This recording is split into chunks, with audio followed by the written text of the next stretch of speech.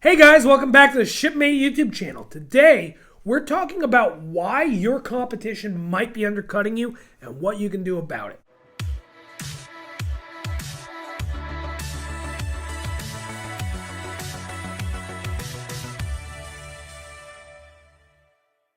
So guys, one of the most common reasons a seller is being undercut by their competition just has to do with the sheer volume of product being ordered at one time. Right? So this makes sense. The more product you buy from a manufacturer or a supplier, the better the price you're probably going to get. It's the same thing as if you've ever bought anything at wholesale or if you've ever, used some sort of quantity discount or coupon at a store. If you buy more, you usually save more. So sometimes your competition can be buying thousands of units at a time. They can be buying container loads, multiple container loads. I mean, the scale is really quite endless. So how do you compete with this strategy? Well, if you're a small seller, you try to find out where the next cutoff is to get that next level of a discount. Usually, manufacturers and suppliers will price in tiers. So if you're ordering a certain amount, you might move up to that next level in pricing. What I recommend doing is ordering a little bit more, especially if you have the sales history to back that up.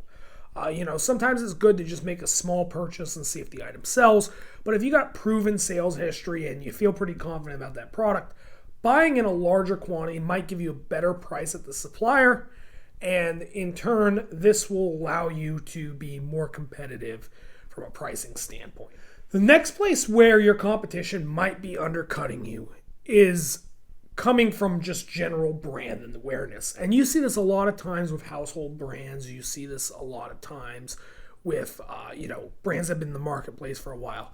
People are familiar with these brands. They see these products. They see them places. And because of this, they don't really have to go through a discovery cycle, right? So think of, for example, if I want to buy a phone, right? I've heard of iPhone. I've heard of Galaxy. I don't have to see an ad for an iPhone to go buy an iPhone. But if I was going to buy some random Android from some new startup in Korea, I would probably have to see an ad or be directed to that product. I wouldn't just go discover it on my own. And because of this, that company might have much higher expenditures in marketing, right? So think about this with like apparel, right? T-shirts. Nike doesn't need to run a lot of ads. People just Google Nike shirts all the time or Nike shoes. But your little mom and pop apparel store might have to do a whole lot of advertising to draw customers in. And this is going to increase your costs. It's a really big factor that a lot of people don't consider. So what I recommend is leveraging more affordable types of advertising, social media especially, to try to get lower cost conversions, right? The lower the cost of your conversions to a sale, the more you're going to be able to compete with these big established brands. Next thing I want to do is talk about supply chain, right? So if you are currently warehousing things in your closet and maybe you got to buy a storage unit and you are buying one or two boxes here and there at Staples and running to the post office all the time, you are not as economically efficient as a larger seller that might have warehouses, might be working with a 3PL, might be buying packaging in bulk. So companies that have more sophisticated logistics can often save money on shipping supplies, storage, as well as shipping labels themselves, because this is kind of similar to the example with suppliers. The more you ship, the more you save, and that's why a lot of these larger companies can get much, much better shipping discounts than the average Shopify seller has access to. So what I would recommend if you're a smaller seller is to be aware of your shipping options, really focus in on where you can save money and how you can be more effective.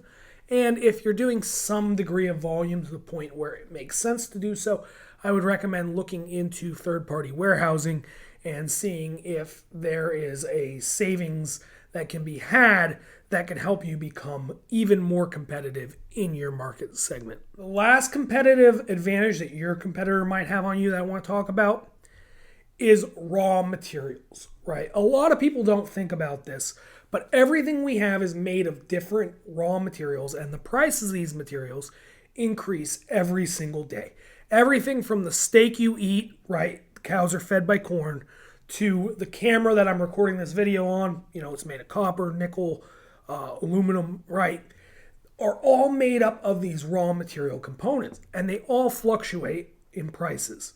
So a lot of times, large companies will actually have people focused on monitoring these markets to make sure that they're placing their orders with their suppliers at opportune times where they can capitalize on these lower materials prices. A good example of this is we used to do extension cords, and when we'd sell extension cords, the price of copper would impact the wholesale cost of the extension cord significantly more than any other force. So what happens with a lot of these goods is that if you are able to effectively time the market, you can get a much lower price than if you are just purchasing the item whenever it runs out. So sometimes you need to take a different inventory management approach with items that have higher raw material costs than you would with, just waiting till I'm almost out of inventory and then ordering more and doing the thing that most people are doing. So just being aware of what it costs to make your product and how you can find opportunities there can really help you stand out over the competition and can really help your business secure a larger margin. So guys, I hope you liked the video. Thank you so much for watching. We hope you can overcome your competition. If you want to help us overcome our competition, we're almost at 5,000 subscribers, and I think this will be the video that gets it over the edge. So if you want to be part of that, make sure you give us a like, give us a subscribe, give us a share. We're going to get to 5,000. We want you to be part of that journey. Thank you guys so much, and we'll see you next week.